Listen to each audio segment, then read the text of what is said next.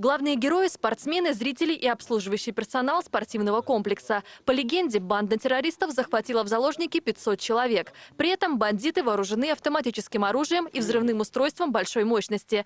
Требования захватчиков – организовать прямой телеэфир для обращения к руководству страны, заплатить за освобождение заложников 1,5 миллиона рублей, а также предоставить вертолет для вылета за пределы России.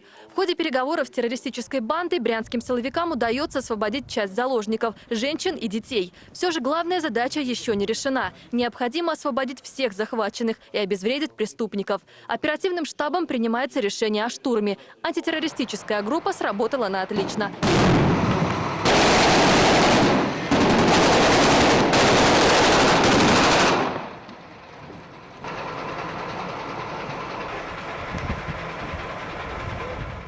Захватчики нейтрализованы, возникший пожар потушен. Результаты учений свидетельствуют о высокой степени готовности выделенных сил и средств по своевременному и адекватному реагированию на осложнение оперативной обстановки. Всего в учении принимали участие более 350 сотрудников. Выявленные недостатки будут дополнительно проанализированы и приняты меры по их устранению. Кристина Пресхилова, события, Брянск.